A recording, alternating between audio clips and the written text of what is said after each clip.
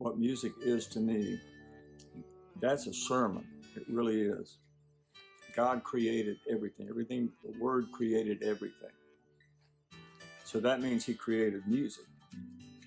Music was created to cover God's glory. And if it isn't doing that, you're in trouble.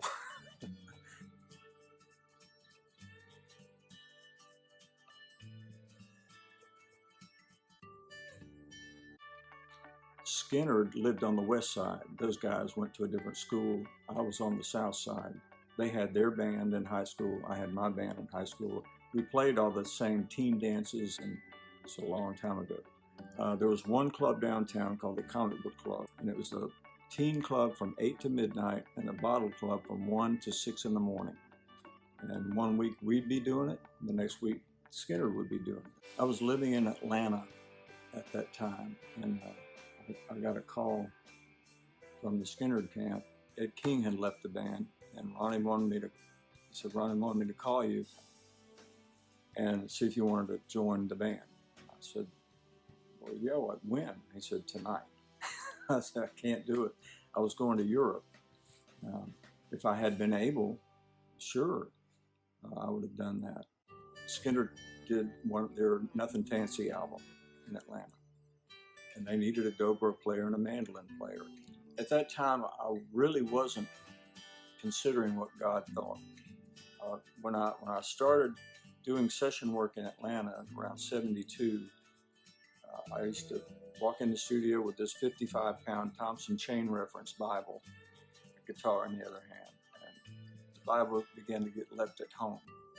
And it's like when a ship leaves England headed for New York City. If it's 1 degree off course, you don't really notice it until you get to the coast, and then you're down in Miami. I had a childhood dream when I first started playing. That's what I wanted to be. So I didn't say this, but my actions did. I didn't say, God, kind of dragging your feet here, and this is happening. I'll be back, okay? The 3 temptations that Jesus resisted after his ministry began, and he was tempted on the Mount of Temptation. I fell for all 3 of them. It was like one of those little wind-up trains, you know, the front wheel turns around, whatever it hits, it goes in another direction. I was a bad boy. Hindsight is 20/20.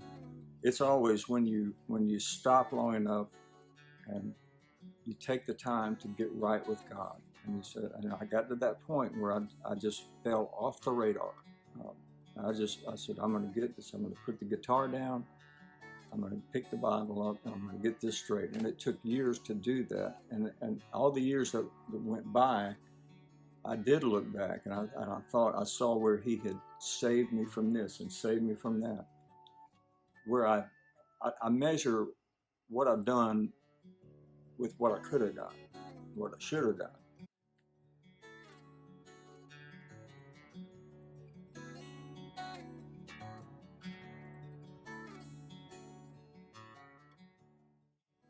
When I made an adult decision to make Jesus Lord of my life, that was in 1971. I was in that covenant with God, and He's faithful to His covenant. He cannot lie.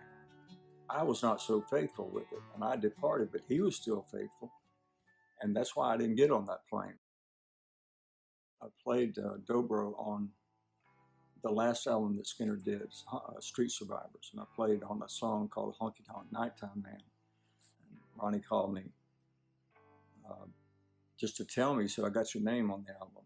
I said, well, I expected it, the credits. And he said, no, man, I got your name on the album.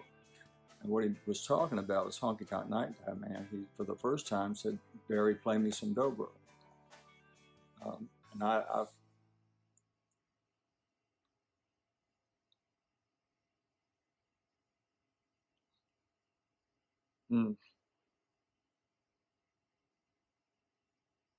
wasn't ready for that.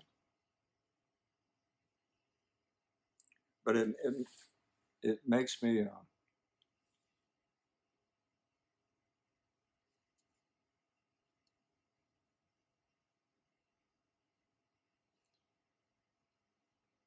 don't know why people always drop their head when they're going to cry.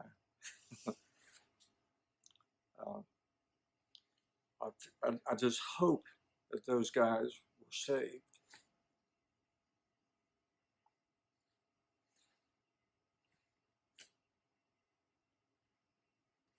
When it gets to this point, I always lose it because I think of all the thousands of people that I stood in front of, and I knew him, and they never heard me say anything.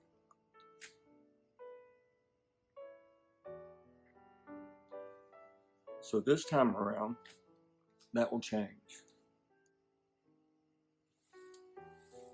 I'm already doing it here every Sunday morning. It's for me to carry on, not only a family legacy musically, but the gospel.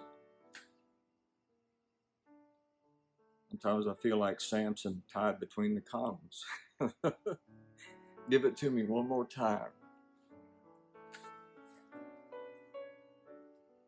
I'll tear this place apart.